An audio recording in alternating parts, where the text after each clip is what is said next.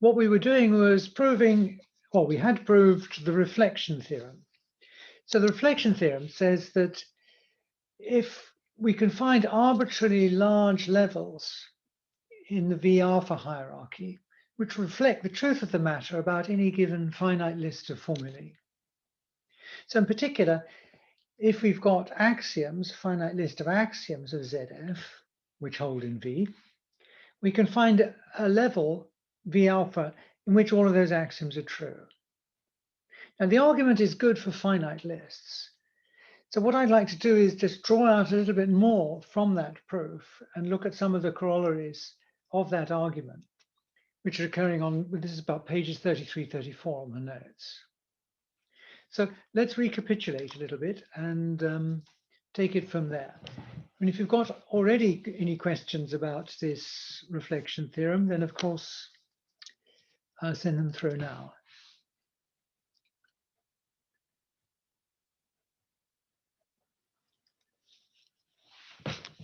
So on the reflection theorem then,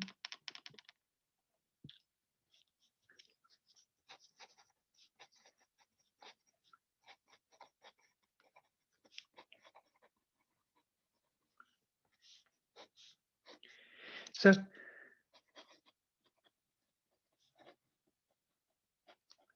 given a finite list of formulae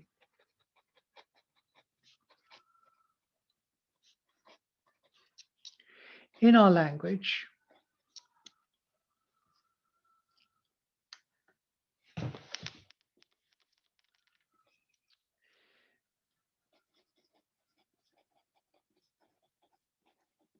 there are arbitrarily large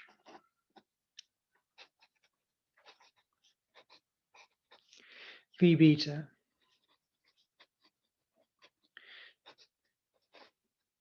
so that for any vector of objects from V beta, right, I can take any of these phi i's, substitute in the vector of objects. And this will be true in V if and only if it's true in V beta. So V beta will be absolute for the phi i's for any objects that we put in for the free variables.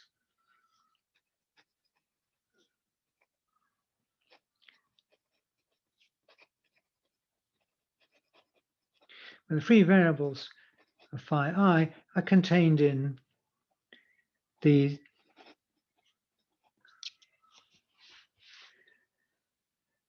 set of these objects here. So the slogan then is that V beta reflects the truth of the matter.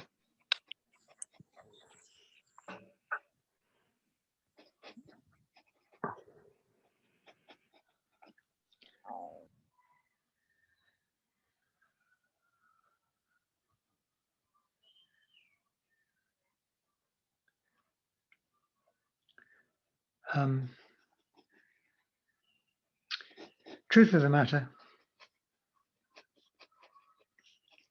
about the phi I for any y vector in V beta. I mean, that's just a kind of way of sloganizing it there. And recall how the proof went.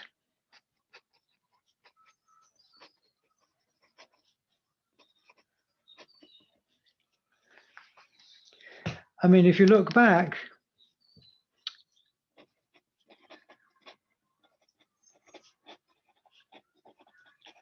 we defined for each I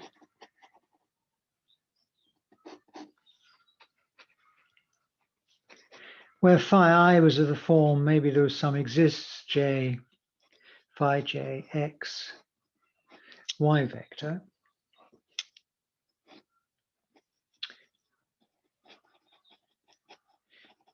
So there was a function gi, which told us given a y vector, where to look for an x here.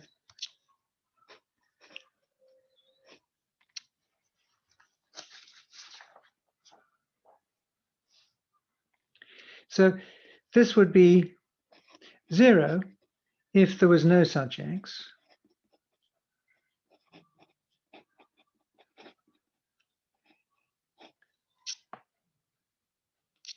And otherwise, it would be eta,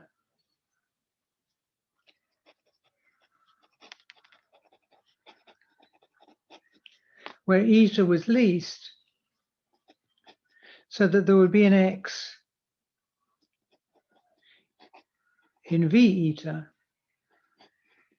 to make phi j come out true.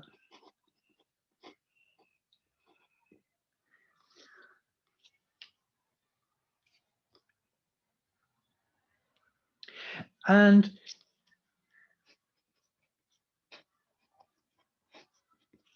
then we looked and saw where all these y vectors could come from, maybe from some v psi, and fi of psi will be the supremum of the etas associated with the y vectors from v psi.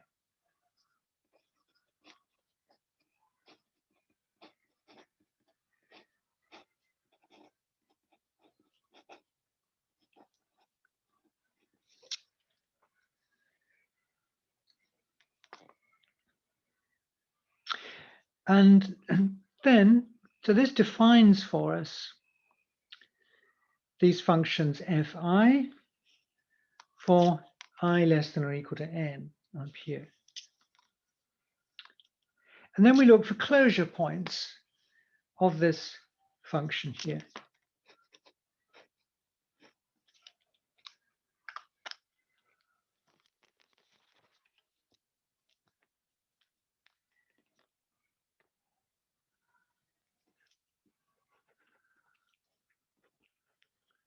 So we then found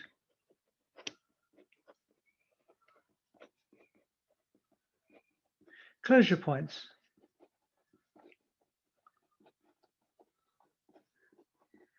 The functions fi.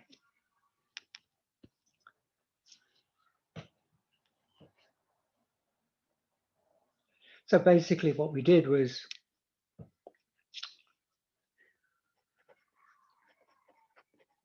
we took some arbitrary point, some arbitrary alpha,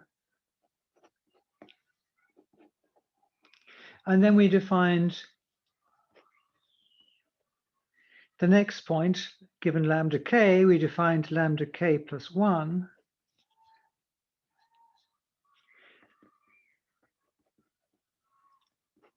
Well, we made sure the lambda k's were increasing by adding 1 there.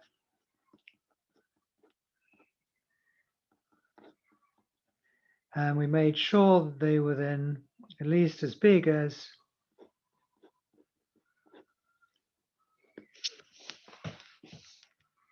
so the point was, when I take a string y vector of objects from v lambda k, I can find corresponding x's, if there are such, and it's relevant, inside v lambda k plus 1.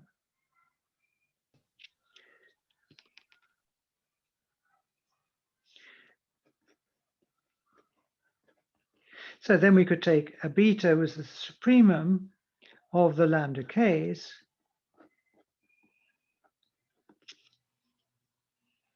and now I say this is a closure point because if I look at fi here on beta, it's contained in beta.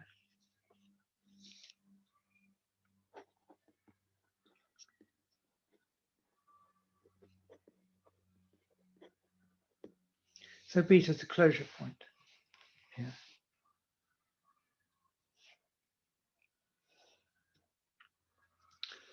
Okay.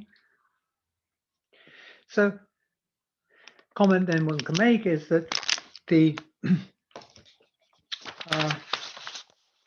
these closure points form closed unbounded class. Right?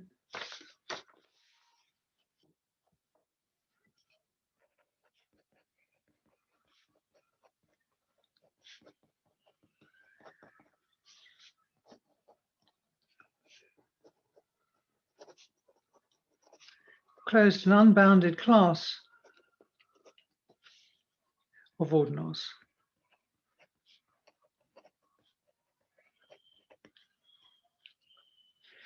We've just argued that they are unbounded because we started off with an arbitrary alpha and found a larger beta. But if I take a limit of these closure points, it's a closure point.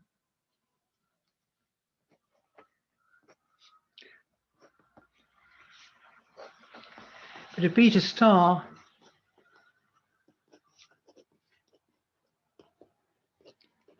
is a limit of points beta, so that this holds here,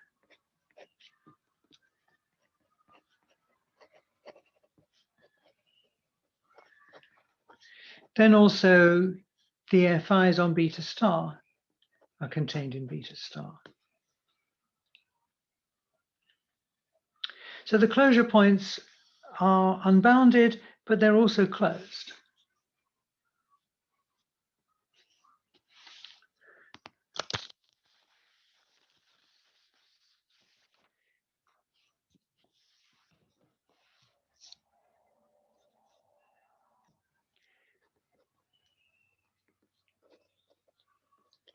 So for each phi I on the list,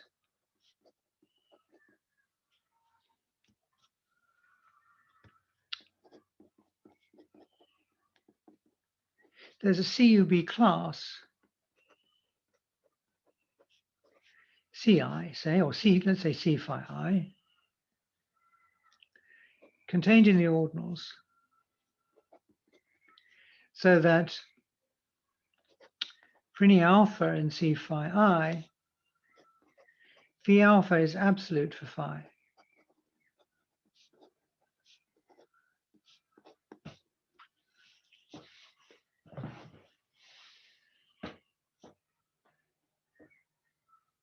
So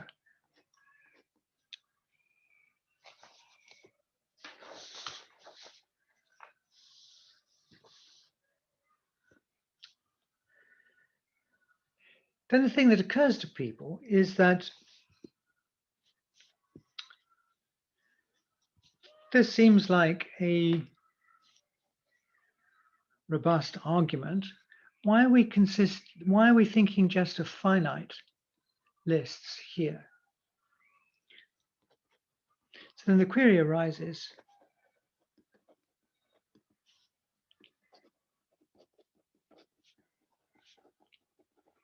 what if we enumerate? After all, there are only countably many.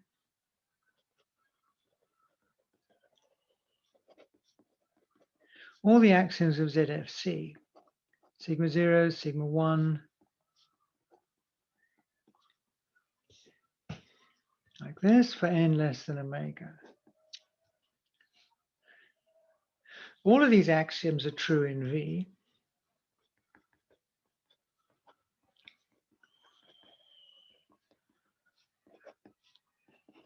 So let's define C sigma I as above.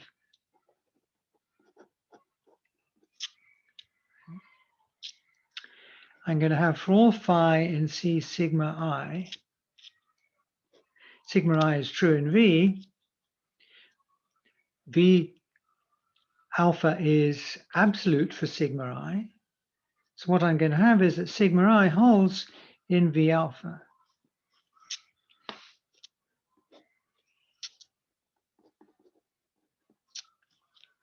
Right, well, I could say sigma I is absolute between V alpha and V, but it's true in V, so we're saying it's true in V alpha.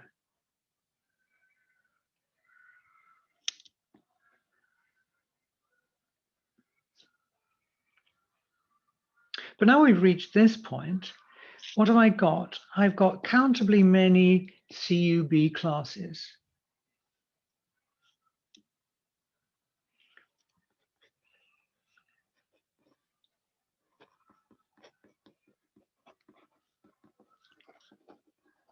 So this is a sequence of, well, countably many.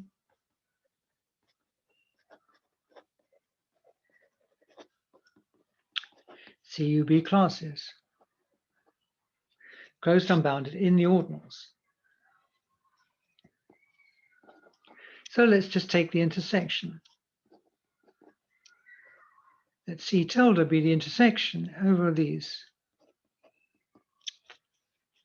Each of these is a perfectly good definable class from the reflection theorem. There's nothing wrong with defining these classes, E sigma I, like this. So now I could consider this here.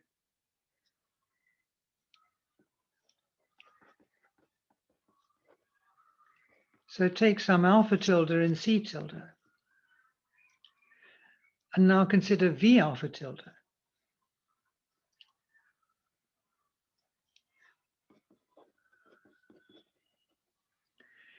What I'm going to say now is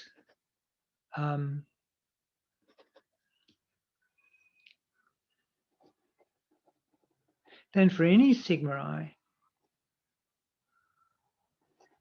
is going to hold in V alpha tilde.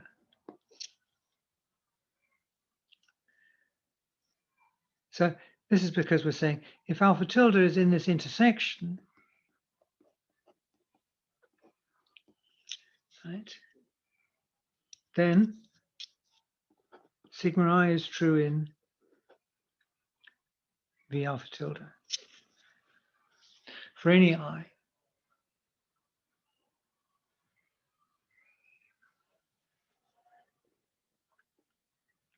But what is the import of this? The import of this seems to be saying that actually all the axioms of ZFC are true in V alpha tilde. And we've proven the existence of such an alpha tilde because it's in the intersection of these countably many CUB classes. And we know that that's a non-empty intersection. So I seem to have proven that there will be V alpha tildes that are models of all the ZFC axioms. So this contradicts the Girdle second incompleteness theorem. So if this was so,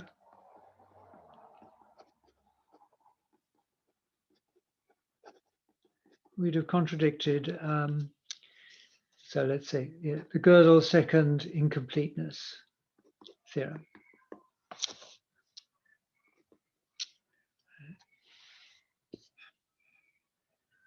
So, hurrah, we've found that set theory is inconsistent or some such thing. But of course, there's a mistake, right? And wherein lies this mistake? Well, of course, the hint is I kept saying that we only consider finite lists of formulae. Go back to the statement of the reflection theorem. For example, at the bottom, line 988.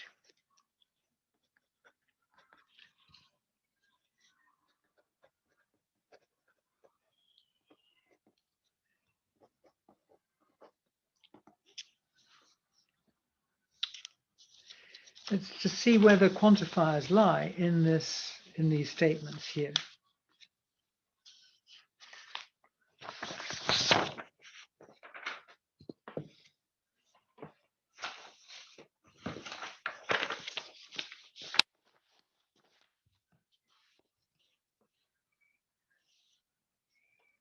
So what we're saying is, what the reflection theorem does is say,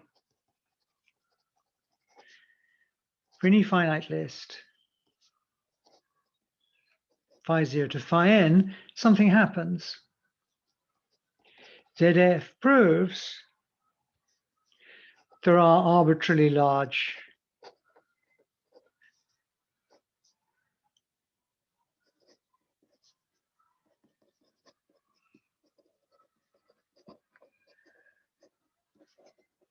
are absolute for V beta.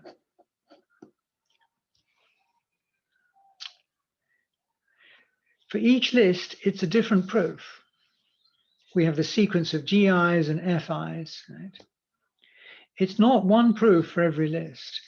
Here we're saying the quantifiers are a different way around. It's saying for all 5 vectors, ZF proves this.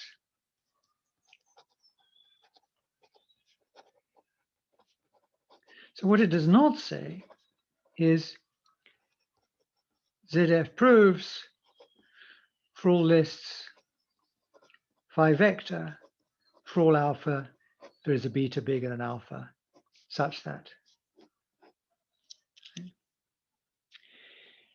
That will be an inadmissible maneuver. That will be to take the for all here and squeeze it beyond this turnstile, this deduction symbol. Okay? So this is not really here. Okay? And that's the kind of false move that we do when we say that there is some alpha tilde in the intersection of all of these C sigma I. This is what we were calling C tilde earlier. So by saying that this is an intersection of countably many, we can prove in ZF that the intersection of countably many CUB classes is CUB. We know this is non-empty and there's something in it. But that, when you unpack it, is to import this proof in ZFC in ZF is to import this for all quantifier in here, this intersection down here. So we can say this for any list. So this is wrong here. For any finite list, 5 vector in ZF proves there is C5 vector contained in ON, C5 vector CUB class, such that for all alpha, there's a beta bigger than alpha, where beta is in C5 vector, and now let's put it like this: for all beta, if beta is in C5 vector, then V beta, the 5 vector is sorry, great mess. CUB class, and we say for all beta, if beta is in C5 vector, then 5 vector is absolute for V beta.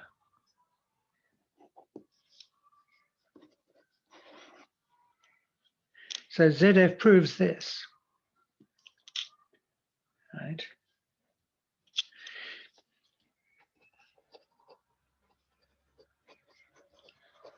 So it does not prove this.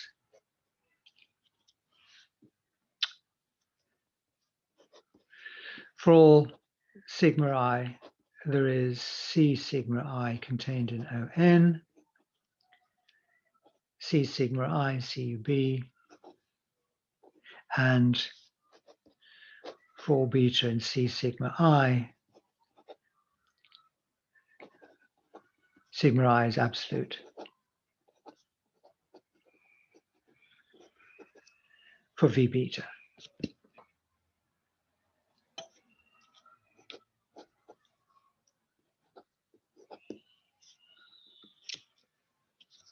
That would be to import this quantifier over all formulae or sentences here beyond the turnstile. Right? So it will be the same illicit maneuver as here, as bringing in this list here. So this is not what we have. So individually, for any one formula, I can find a CUB class. I can prove it exists in ZF. But I can't do it for infinitely many at once. And that would contradict the incompleteness results.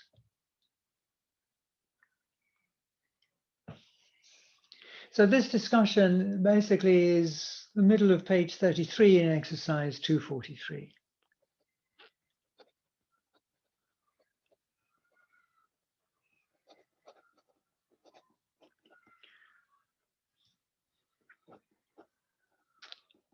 And on exercise 243.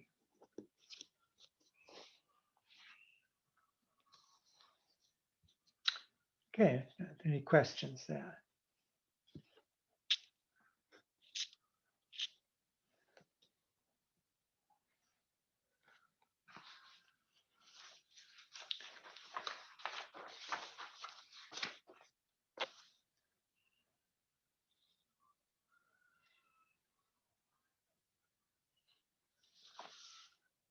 So there are a number of other lemmas and corollaries, which I won't look at too closely in this section here.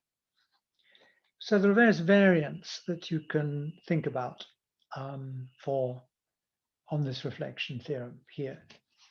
Let's just see what some of them say.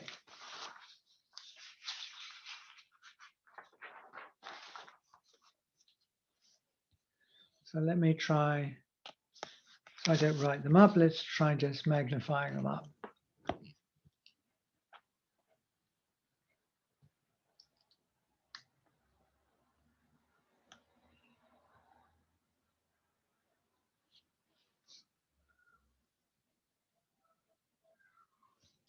So in the reflection theorem, we talked more generally about classes Z rather than V. But again, if one likes to think of this Z as V here, the phi vector, again, of any finite list of formulae. So now this proves here, for any set here contained in Z or V, right, there's a superset Y, again, contained in Z or V, such that phi is absolute between Y and Z. Well, so far, this is just the statement of the reflection theorem result. There we talked about Z as a union of Z betas, and we said, given any alpha, we could find a beta such that Z beta in place of Y here would be absolute for the list of formulae phi here. But this is saying something slightly different. It's saying I can start with any collection of objects. Excuse me. I can start with any collection of objects. And I just enlarge it to a set of objects for which the formula is absolute. And I don't have to enlarge it very much. All I have to do is just pick a slightly larger set, and it's the same size as X, same cardinality of X, at least if X was infinite. I might be starting out with X as the empty set here, in which case the Y might have to be infinite. But anyway, if X has got size omega, then Y has got size no bigger than X. So whereas in the discussion we just had, we were talking about looking at for any alpha, there's a larger V beta. Now, V beta is perhaps a huge set. We don't know how big the power set operation is. This is a slightly more refined version. It's a bit more like the Löwenheim-Skolem theorem. It's saying for any X, I can find a Y of the same size as X, for which the formulae are absolute. And indeed, the proof here is just that of the downward Löwenheim-Skolem theorem, in some sense, right? So that's one variant that we have, right, here.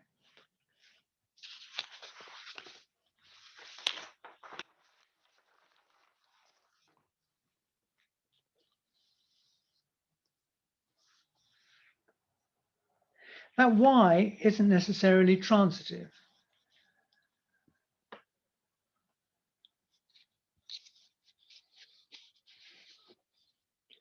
But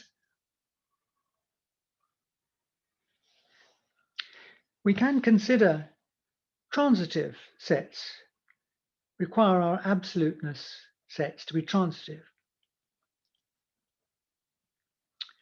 Again, the same situation, finite list of formulae, Z a term, could be V. Any collection of sets here, if X is transitive, right, I can find a W that contains X, again, which phi is then absolute here. And X and W has size no bigger than that of X here.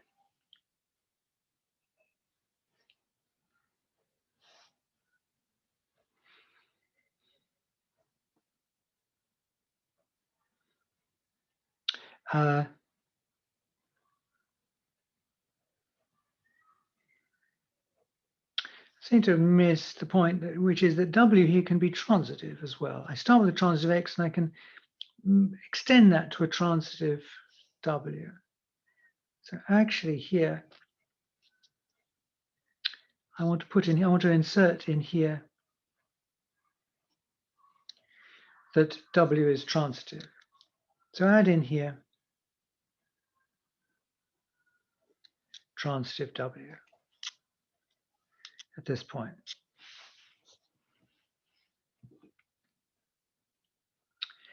And actually, it's a corollary of the previous argument. You look at the Y that appears in the previous lemma, and you apply the Mistovsky-Shepardson collapse to it to make it transitive. So of course, it's still got the same size because the collapse is just an isomorphism.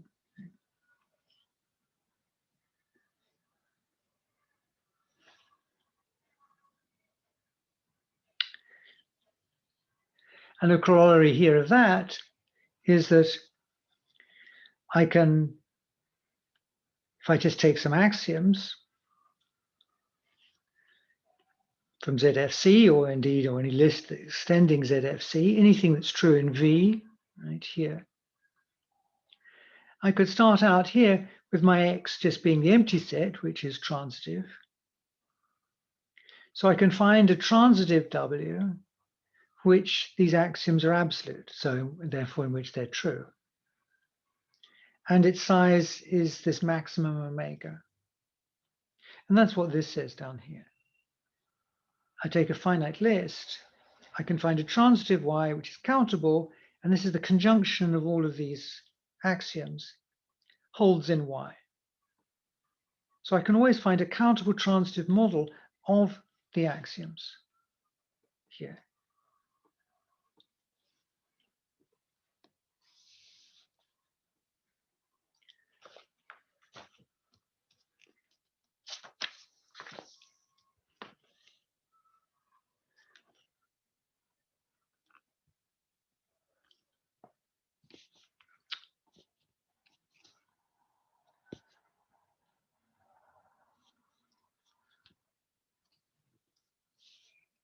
So that was 245.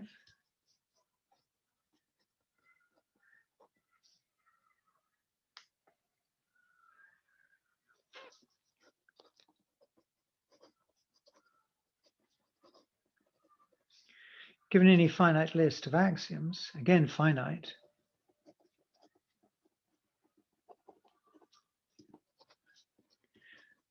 of ZFC,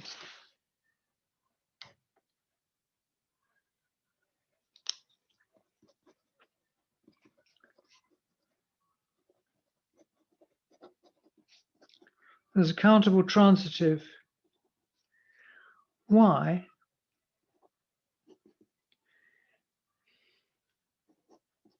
here's the axioms phi vector. So that phi vector holds all of these, this conjunction of these, this holds in Y.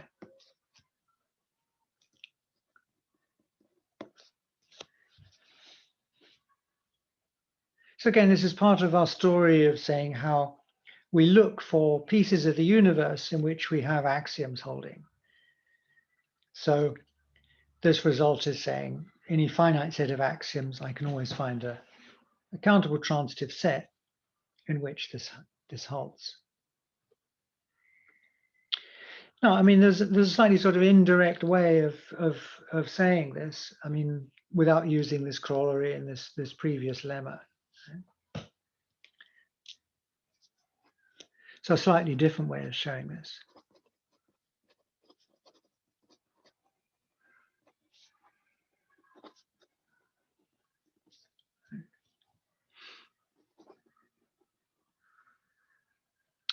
Given sigma an axiom of ZFC,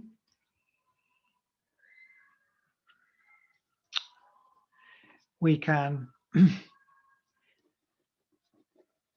use the reflection theorem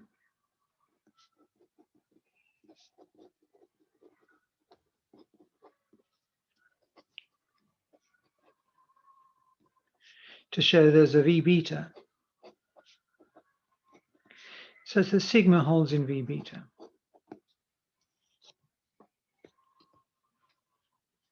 Right, so that's just an instance of some of the things that we've been talking about. In fact, there are arbitrarily large phi betas in which any axiom holds. Okay, but we're just interested in this sigma, and we've just find one V beta here.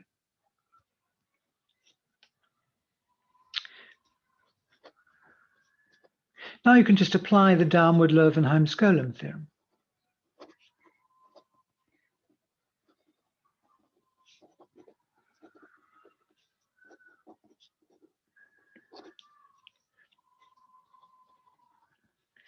You can just define some y, which is contained in V beta here, with sigma holding in, y.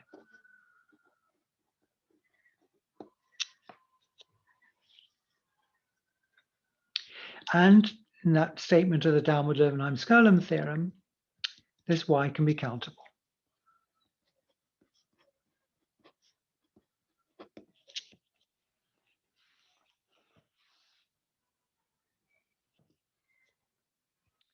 So we've got a countable y that's like this here.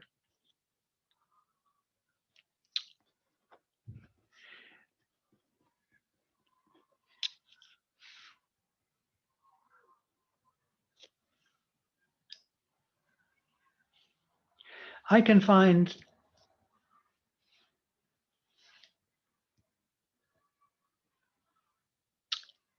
I suppose I should say something else here.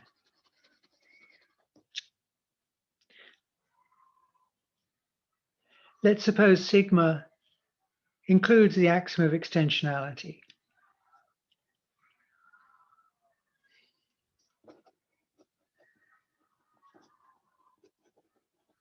Suppose further, I say sigma is an axiom. I mean, maybe it's 25 axioms conjoined together.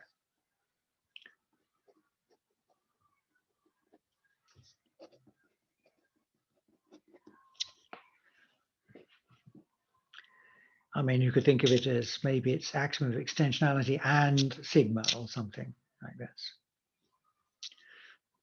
This is contains.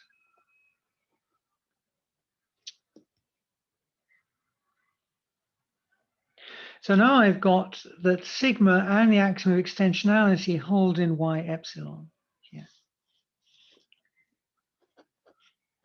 So this was the point of my backtracking, was I want the axiom of extensionality to hold in y epsilon.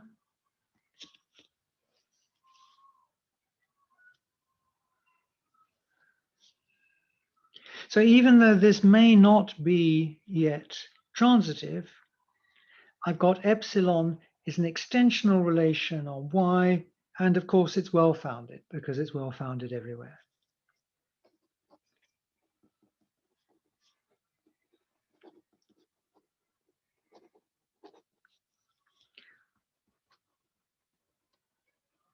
So it's a well-founded extensional relation on y.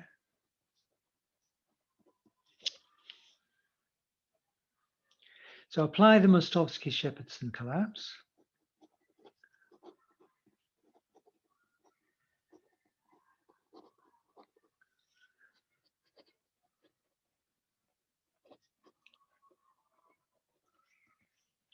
and we transitivise this y. So I send this y epsilon isomorphically to some transitive m epsilon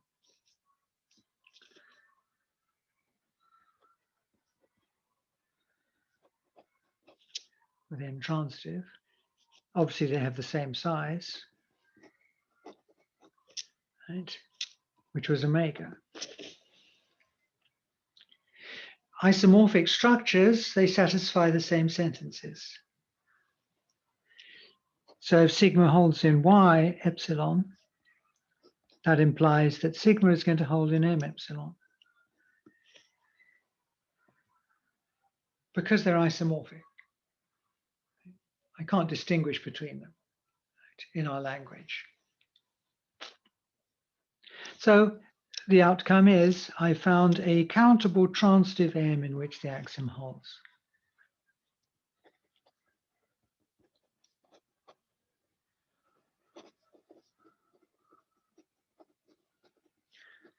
Countable transitive M epsilon in which sigma holds.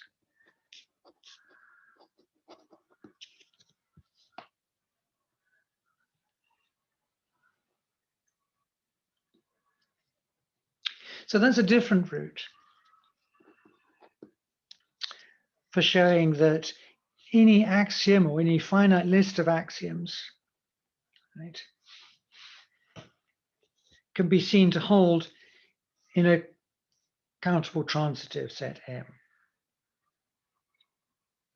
So if you're asked to show something like this, this is the kind of moves that you would make, or you could make. You'd appeal to the first stage, you'd appeal to the reflection theorem here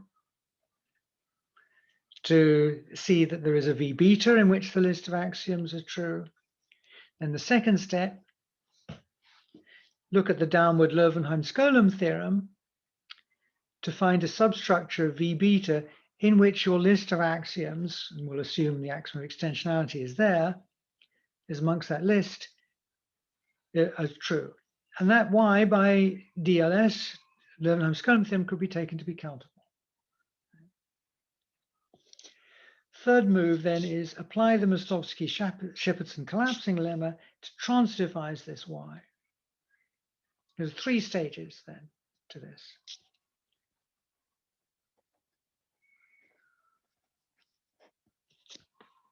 So first stage is just apply the reflection theorem for sigma, or our sigma list here, to use the downward Löwenheim-Skolem to find a countable Y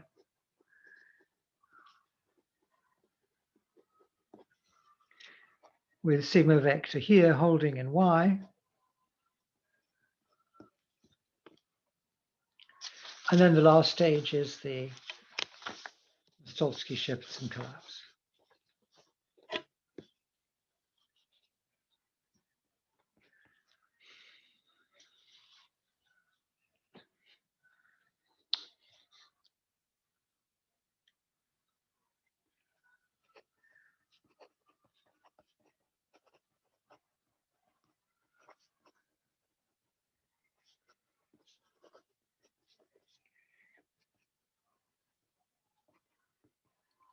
To get a transitive countable M epsilon. And now the axioms all hold in this M epsilon.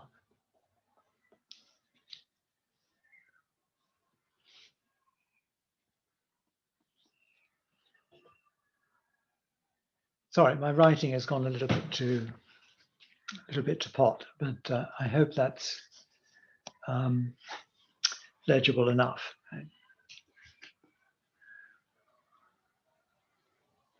Okay, so these are various aspects of the reflection theorem here, which occur in different guises and in different places. What we're going to do next then is think about some so-called small large cardinals. So this is section 2.6.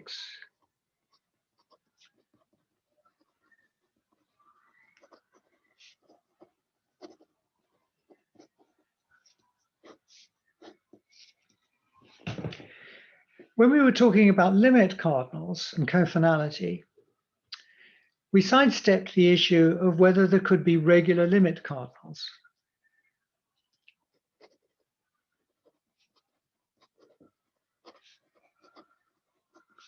So when we talked about cofinality and limit cardinals,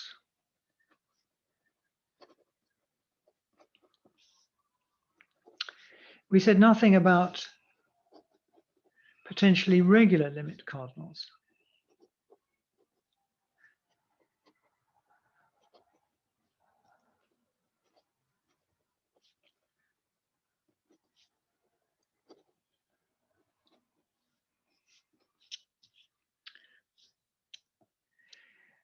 What we did say was every successor cardinal was regular.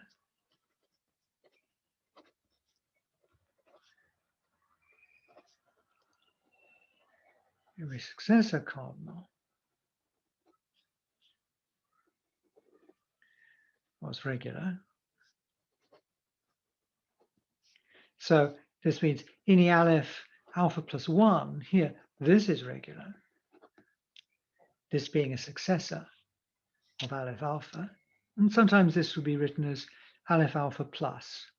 Means the next cardinal after this. Similarly, we write kappa plus here, or alpha plus, or even things like kappa double plus, the double successor of kappa. So we could have our cardinals, ignoring the finites down here. Aleph 1, here aleph n, and we got to aleph omega, but this was a singular limit cardinal. It might be the case that we reached some cardinal here, some aleph lambda, which was a limit cardinal, and this was now regular. We couldn't find a function that cofinalizes aleph lambda and less than aleph lambda steps.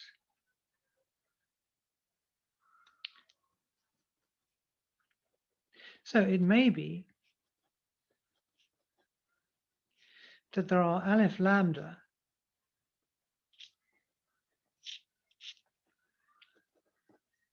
with aleph lambda regular.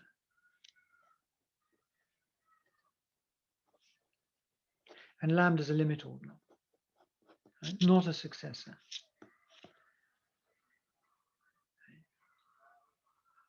Such a cardinal will be called an inaccessible cardinal.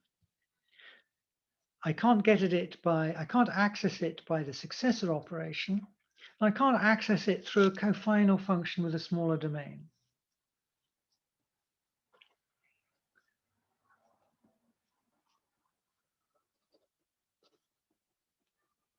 So we'll give a more formal definition next time. So we cannot access it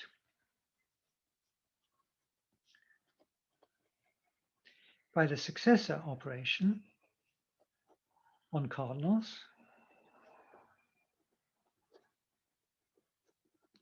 nor can we find a function cofinal in it.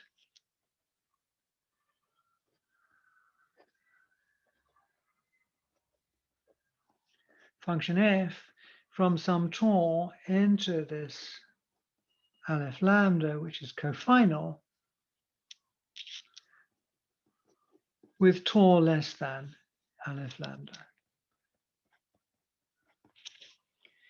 In other words, to be regular, its cofinality has to be itself. So a regular limit cardinal will be called inaccessible.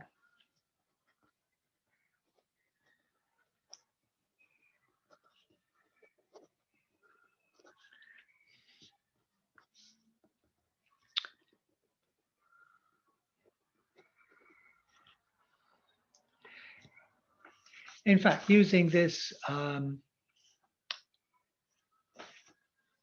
we should use an adjective here. It's called weakly inaccessible.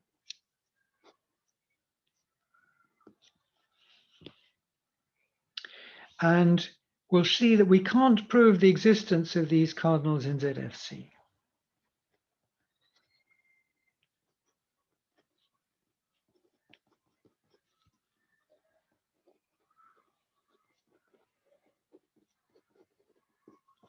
We cannot prove the existence of these weakly inaccessible cardinals.